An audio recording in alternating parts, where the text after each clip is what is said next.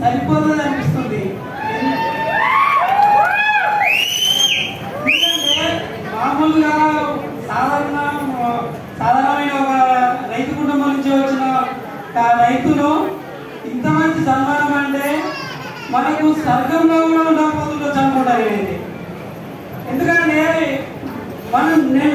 మనం చేస్తున్న పని ఏంటంటే అగ్రికల్చర్ చేసుకుంటూ ఉండేటోళ్ళు. నేను నా పేరు వచ్చేసి హనుమంతు, మాది అనాజీపూర్ విలేజ్. నేను ఒక వ్యవసాయం చేసుకుంటూ ఉండేవాడిని. ఒక 20 సంవత్సరాల నుండి వ్యవసాయం చేస్తూ ఉన్నా. కానీ అక్కడి మారని జీవితం ఇక్కడ ఒక స్వర్గంలాగా ఇప్పుడు నేను వస్తున్నా అనిపించింది. ఇదే నా స్వర్గమా అనిపించింది నాకు ఒకసారి. చూడండి, ఎక్కడ ఉన్న జీవితం ఎక్కడికి మారిందని అని ఒకసారి నాకే అర్థమైతే లేదంటే ఒకసారి ఆలోచించుకోండి. ఎక్కడో మారుమూల గ్రామంలో వ్యవసాయం చేసుకుంటూ ఉన్న మా సాధారణ వ్యక్తిని ఇప్పుడు వండర్ఫుల్ లైఫ్ లీడ్ చేస్తున్నా. ఇంతకుముందుకి ఏంటంటే నేను వ్యవసాయం చేస్తూ 20 సంవత్సరాలు ఉన్నా. అక్కడ చాలా వర్కులు చేసిన, వ్యవసాయం చేసిన. టెంట్ కరువు వచ్చిందని టెంట్ హౌస్ చేసుకున్నా, అది నడిపించిన. అందులో కూడా పార్ట్నర్షిప్లో చేస్తే అందులో కూడా లాస్ అవ్వడం జరిగింది. దాన్ని వదిలిపెట్టి మళ్ళా హైదరాబాద్ పోవడం జరిగింది. ఒక 1 year దాకా అక్కడ ఉన్నా. అక్కడ కూడా ఏం ఇన్కమ్ లేక మళ్ళా విలేజ్కి రావడం జరిగింది. చాలా ఇబ్బందులు పడ్డా, కానీ జీవితం ఏమాత్రం చేంజ్ కాలేదు. కానీ నాకు ఒక గ్రేట్ ఆపర్చునిటీ అనుకోవాలి. ఇది ఒక దేవుడి ఇచ్చిన ఒక వరం అనుకుంటా నేనైతే. ఇంత మంచి అవకాశము నాకు రావడం అంటే చాలా హ్యాపీగా ఉంది.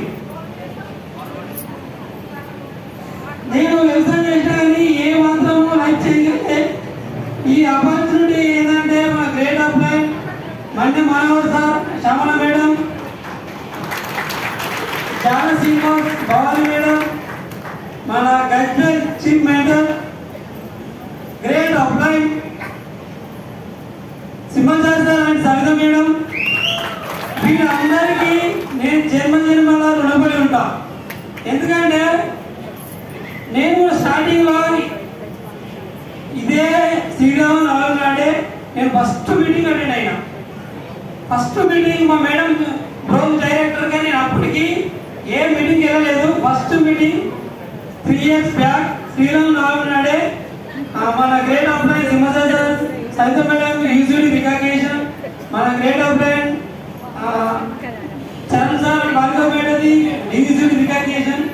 నేను ఆ టైంలో వచ్చినా కానీ నాకు ఏం అర్థం కావడం లేదు. వాళ్ళని కూడా సేమ్ ఇలానే రికగ్నైజ్ చేస్తున్నారు. నేను బ్యాక్ సైడ్లో ఉన్నా, నాకు ఏ మాత్రం అర్థం కాలేదు.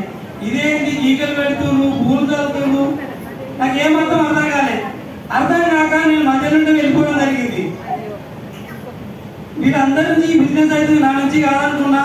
రోజు డైరెక్టర్ స్టేజ్ మీకు పిలిస్తే కూడా నేను వెళ్ళలేదు, మా మేడం ఒకటే వెళ్ళింది. అంటే అప్పుడు నాకు ఏది అర్థం కాదు, ఎందుకంటే నేను చేస్తున్నది వ్యవసాయ పని కాబట్టి. అప్పటి నుండి ఏదైనా మా మేడంకి మామూలుగా సపోర్ట్ చేస్తూ ఉన్నా, కానీ నా పని వ్యవసాయం చేసుకుంటే ఉన్నా. కానీ ఇటువంటి బిజినెస్లోకి వచ్చిన తర్వాత నేను మామూలుగా ఎడ్ల బండి పొలం పనులే ఉండే. అటువంటి నుండి నాకు 9,50,000 కాలా తిరుగుతున్నా, మంచి ఇన్కమ్ తీసుకుంటున్నా. చాలా నా లైఫ్ అనేది చాలా వండర్ఫుల్గా మారడం జరిగింది. కానీ నేను ఒకప్పుడు అనుకున్నా, నేను స్టడీ కూడా డిగ్రీతోనే ఆఫ్ చేసిన. కానీ మా ఫ్రెండ్స్ మాత్రము బీకామ్ బీఎస్సీ చేసి కూడా మంచి లైఫ్ లీడ్ చేస్తున్నారు, లక్షలాలు ఇన్కమ్ తీసుకుంటున్నారు. కానీ అనుకున్నా, ఎందుకంటే నా లైఫ్ ఇంతే కదా అనుకున్నా. కానీ నాకు దేవుడు ఒక అవకాశం ఇచ్చిండు, దాన్ని యూజ్ చేస్తున్నా. కాబట్టి ఇప్పుడు మంచి వాళ్ళకంటే ఎక్కువ ఇన్కమ్ తీసుకుంటూ మంచి లైఫ్ లీడ్ చేస్తున్నాం. మొన్న ఒక విషయం మా ఫ్రెండ్ కాల్ చేసిండు, ఎంఎస్సి కంప్లీట్ అయిపోయింది. మన ల్యాబ్ టెక్నీషియన్గా ల్యాబ్లో పనిచేస్తాడు, 1 lakh+ ఇన్కమ్ వస్తుంది.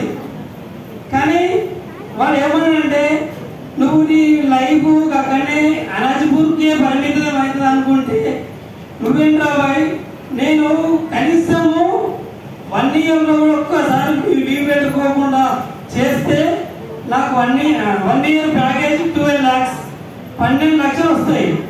నువ్వు నెలకు 1 లక్ష పైన ఇన్కమ్ తీసుకుంటున్నావు. నేను చదివింది చాలా లక్షల ఖర్చు పెట్టుకొని చదివినా, కానీ అయినా కానీ నాకు టైం ఫ్రీడమ్ లేక నా జీవితము ఆఫీస్కే పరిమితమైంది. కానీ నువ్వు మాత్రం దేశాల నుంచి వస్తున్నావు, ఫుల్ ఎంజాయ్ చేస్తున్నావు అని అంటుంటే నాకు అనిపించింది. నేను ఒకప్పుడు బాధపడ్డా కదా, ఇప్పుడు వాళ్ళు బాధపడుతున్నారు. కానీ ఏంటంటే ఒకటే అండి, మన అప్లై నమ్మినప్పుడు ఖచ్చితంగా మన లైఫ్ అనేది చేంజ్ అవుతుంది. కానీ స్టార్టింగ్లో చేయనప్పుడు నేను ఏమాత్రం మా మేడం చెప్పేదే, తర్వాత మన గ్రేట్ అప్లై ఒకసారి డిగ్రీలో అప్లై చేయొచ్చు. మేడంకు సార్ మా ఇంటికి వచ్చి ప్లాన్ చెప్పినప్పుడు కూడా నేను ప్లాన్ వెళ్ళే సార్, నేను 8 ఎకరాలు 10 ఎకరాలు 20 ఎకరాలు వ్యవసాయం చేసిన, కానీ నాకు ఇంకా రాలేదు. ఈ సబ్బులు షాపులు అంతా డబ్బులు వస్తాయా సార్, ఎవరికి పిచ్చనం చేస్తున్నా సార్ అని నేను నమ్మలే. ఒక 3 months వరకు నమ్మలే. సార్ వచ్చి ప్లాన్ చెప్తే నేను కూడా చెప్పిన, సార్ ఏదో చెప్పుకుంటాడు నేను వెళ్ళిపోతా అని చెప్పిన. ఒకసారి అయితే సార్ అది నేను అప్పుడే ఎప్పుడు 8 గంటల పడుకుంటా, నేను పడుకున్నా అని చెప్పు అని నేను పెట్టి పడుకున్నా. సార్ వచ్చి మేడంతో ప్లాన్ చెప్తాడు. ఏంటంటే నాకు నెగిటివ్, ఈ బిజినెస్లో డబ్బులు రావు, వేస్ట్, ఎంత టైం వేస్ట్ చేసుకోవడం అనుకున్నా. కానీ నాకు ఏదన్నా మా మేడం ఒకటే చెప్పింది, ఇది మంచి బిజినెస్ చేసుకున్నాను అంటే నువ్వు చేసుకోవాలని సపోర్ట్ చేయాలని చెప్పిన. కానీ నాకు వండర్ఫుల్గా లైఫ్ చేసుకోవడం జరిగింది. నాకు ఒకటే విషయం, బాగా అయిన విషయం ఏంటంటే, ఇంత మంచి రికగ్నైజ్ చేసుకున్నా, ఇంత మంచి లైఫ్ లీడ్ చేస్తున్నా, కానీ ఇటువంటి టైంలో మా నాన్న అంటే మాత్రం చాలా సంతోషపడ్డాడు. నేను అప్పుడు పనిచేస్తున్నప్పుడు ఏంటంటే నాకు చేతి పదాకి ఫ్రాక్చర్ అయ్యి గర్భవడం జరిగింది. అప్పుడు మా నాన్న ఏమనంటే, నువ్వు వ్యవసాయం చేయగా సిటీ మొక్కన పోయి ఏదైనా హాస్పిటల్లో పని చేసుకోండి, మీకు ఈ పని చేయడం రావడానికి వస్తలేదు, చాలా ఇబ్బంది పడుతున్నావు అని చెప్పిండు. కానీ అప్పుడు మాకు ఏంటంటే నాకు వచ్చిన పని వ్యవసాయమే చేసుకుంటూ అక్కడనే ఉన్నా. కానీ ఆయన ఇప్పుడు ఉంటే మాత్రం చాలా సంతోషపడ్డాడు. కానీ ఆయన లేని లోటు ఒకటి ఇప్పుడు చాలా బాధ అనిపిస్తుంది.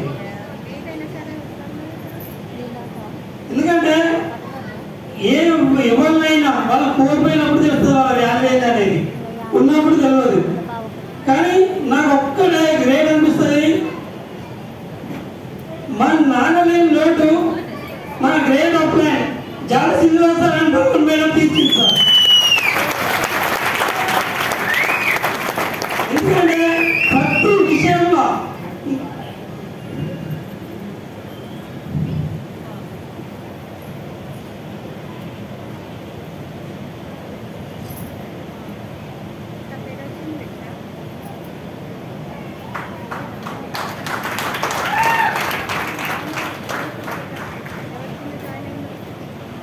నాకు అనిపిస్తుండే, ఒకప్పుడు మా నాన్న చెప్తుండే, వ్యవసాయ పని ఇట్లా చేసుకోవాలి, వీళ్ళతో ఇట్లుండాలి, వీళ్ళతో ఇట్లా మాట్లాడుకోవాలి, బయట తిరగద్దు, మంచి పేరు తెచ్చుకోవాలని చాలాసార్లు చెప్తుండే.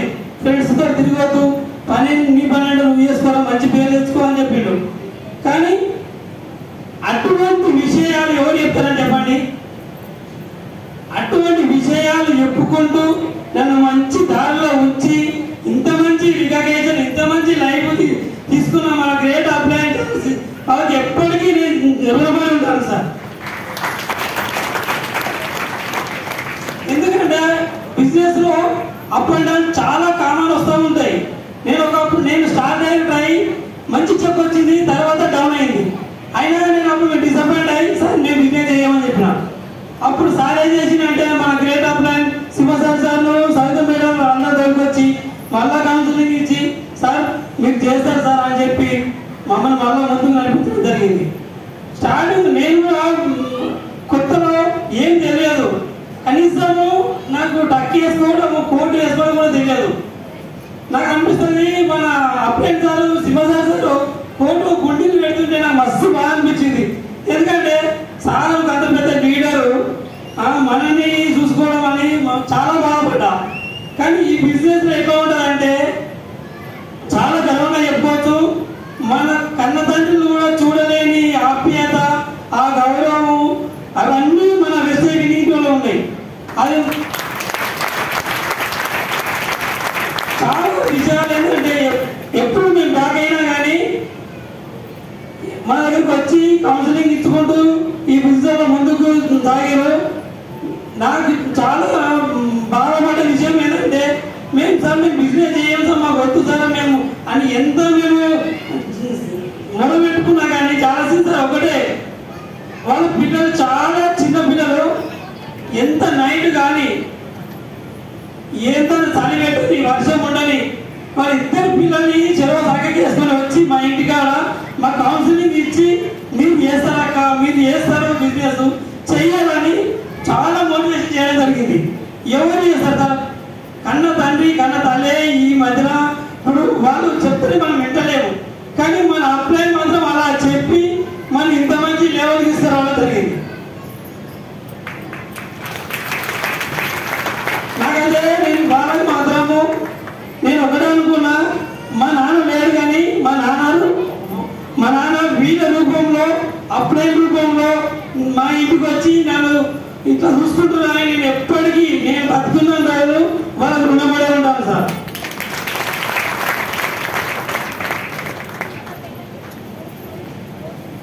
చాలా విషయాలు ఏంటంటే ప్రతి విషయం వాళ్ళతో ఎట్లా కనెక్ట్ అయి ఉంటామంటే ఒక కన్న తల్లి కన్నతల్లి ఎట్లుంటారో అట్లుంటాం. వాళ్ళ పిల్లలు కూడా మాకు ఎంత కనెక్ట్ అవుతారంటే వాళ్ళ సొంత మామను కూడా అంత కనెక్ట్ ఉంటారు. నేను వాళ్ళ లడ్డు వెళ్ళడానికి ఇస్తే నన్నే లడ్డు మామని పేరు పెట్టేవాళ్ళు. అంటే వాళ్ళతోటి చాలా కనెక్ట్ అంటే అప్లైన్ డెవలపర్లతో మనం ఎంత కనెక్టింగ్ ఉంటామో ఈ బిజినెస్ లో కూడా అంత ముందుకెళ్తాం. ఒకటే ఇందులో మనకు తెలిసిన విషయాలు మనకు తెలిసిన విషయాలు పక్కన పెట్టి అప్లైన్ వాళ్ళ చెయ్యి పట్టుకొని ఇంతకుముందు ప్లాన్ చెప్పింది కదా చేసేసారు 2 నుంచి 3 సంవత్సరాలు అప్లైన్ చేయి పట్టుకొని ఉంటే మీ జీవితం మారుతారన్నాడు కదా, అదే పని నేను చేసిన. 2 నుంచి 3 సంవత్సరాలు అతని చేతి పట్టుకొని ఉన్నా కాబట్టి ఇప్పుడు 3,50,000 ఇన్కమ్ తీసుకుంటున్నా, మంచి లైఫ్ చేస్తున్నాం. కాబట్టి మన అలర్జీ పక్కన పెట్టి అప్లైన్ తోటి ఎంత అప్లైన్ తోటి మనం కలిసిమెలిసి ఉంటామో మన లైఫ్ మన జీవితం అనేది అడ్డపోతుంది. మేము అప్లైన్ తోటి రోజు కనీసమైన 20 నుంచి 30 సార్లు ఫోన్ సార్తో మాట్లాడుకోవాలి. ఎందుకంటే ప్రతి విషయం ఫ్యామిలీ విషయం అయినా సరే నేను అగ్రికల్చర్ అయినా సార్ నేను ఈ వ్యవసాయం చేస్తా ఈ పంట వేసుకుంటా సార్ తోట పెడతా అంటే సార్ ఒకటే చెప్తాడు సార్ నేను బిజినెస్ ముఖ్యం మనము అది మామూలుగా పార్ట్ టైం వేయి బిజినెస్ ఫుల్ టైం వేయాలి. ప్రతి విషయము సార్ కౌన్సిలింగ్ లో ఉండి ఇంత మంచి లైఫ్ లీడ్ చేస్తున్నాం. ఈ బిజినెస్ లోకి వచ్చే కూడా మాకు చాలా అపార్థం జరిగినాయి. ఎందుకంటే చాలా మంది మమ్మల్ని అవయవ చేసారు. ఎందుకంటే వీళ్ళేంటి సబ్బులు చేపలు అమ్ముకొని రోడ్ల పొట్టి తిరుగుతారు, వీళ్ళు పిక్చర్ రోడ్ల పొట్టి డబ్బులు లేకుండా లేకపోతే రోజు డబ్బులు పెట్టుకొని పోతున్నారు అని మస్తు మంది ఎగతాలు చేసారు. మా ఇంటి పక్క పట్టి అయినా ఊళ్ళకి పోతుంటే నాకైతే చాలా బాగా అనిపించేది. ఎందుకంటే మేము చాలా సమీక్షలు పోతుంటే వాళ్ళందరూ నవ్వుతురు డబ్బాలు చూసుకొని వీళ్ళేది ఇంకా పిక్చర్ అయ్యారని. కానీ వాళ్ళ ముంగట్నే మొన్న మేము డీజిల్ అయితే బెంచ్ 2 బెంచ్ కార్లు 30 కార్లు వస్తుంటే వాళ్ళకు 2 రోజుల దాకా నిద్ర పట్టిందట.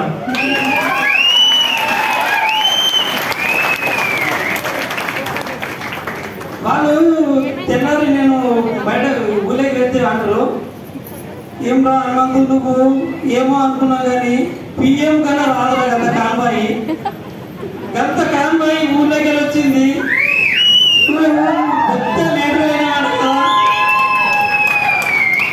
అంటే చూడండి మనము పడుతున్న కష్టాలు చాలా చిన్న మస్తా బాగా అనిపిస్తాయి అప్పుడు చేస్తున్నప్పుడు. కానీ ఇటువంటి రికగ్నిషన్ ఇటువంటి తీసుకుంటుంటే మన లైఫ్ అనేది చాలా వండర్ఫుల్గా ఉంటుంది. మీరు కూడా మీ అప్లై చేయడం ఖచ్చితంగా ఒక్కటే అప్లై చేయబడుకొని మనం ఉన్నాం